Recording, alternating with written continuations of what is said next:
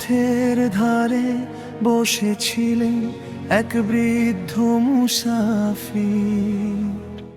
চোখে তার অশ্রু, ঠোঁটে শুধু আল্লাহর জিকির।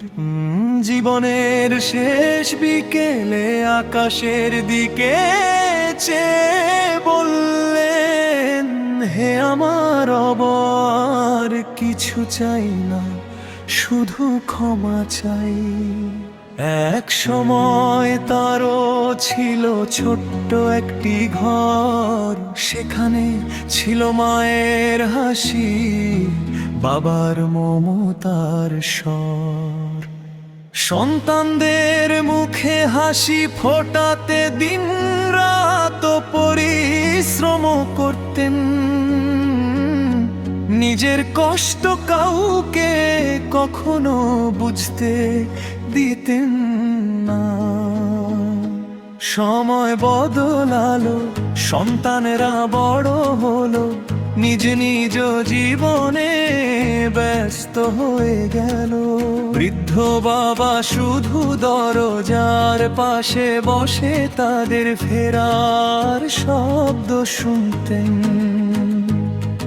একদিন তিনি পুরনো একটি বাক্স খুললেন। ভেতরে ছিল এক জোড়া ছোট্ট জুতো, একটি ভাঙা খেলনা, আর ছেলের প্রথম লেখা, আমার বাবা পৃথিবীর সেরা বাবা। কাগজটা বুকে চেপে চোখের জল আর থামলো না। রাতের শেষ প্রহরে তিনি ওযু করে নামাজে দাঁড়ালেন। দীর্ঘ সিজদায় শুধু বললেন, হে আল্লাহ, আমার সন্তানদের ভালো রেখো। তারা যদি আমাকে ভুলেও যায়, তুমি তাদের হেফাজত করো।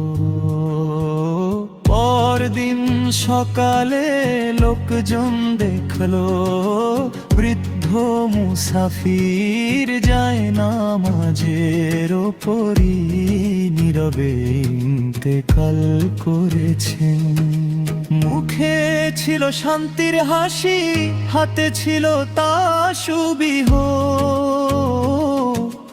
সংবাদ পেয়ে সন্তানরা ছুটে এলো।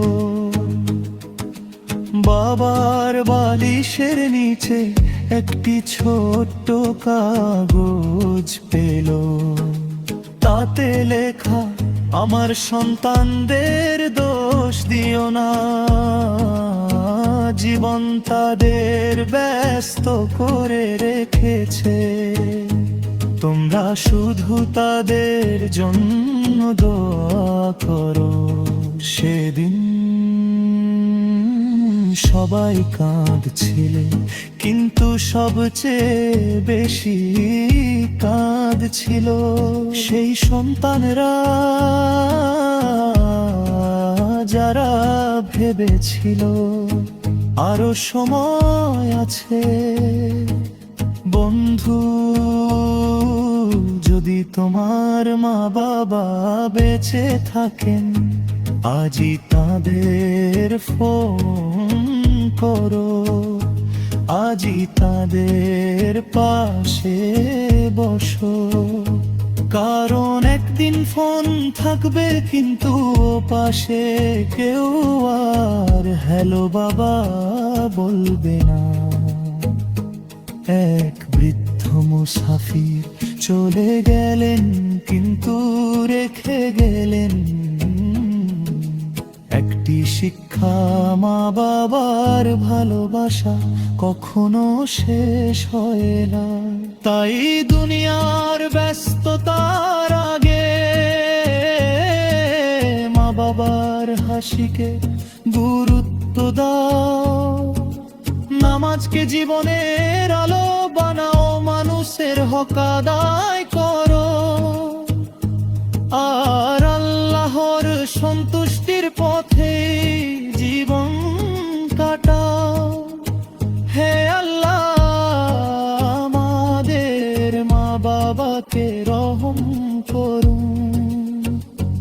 আমাদের অন্তরে তাদের প্রতি ভালোবাসা ও সম্মান বৃদ্ধি করুন।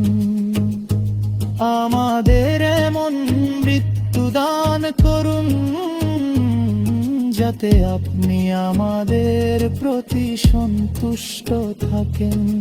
আমিন ইয়া রব্বুল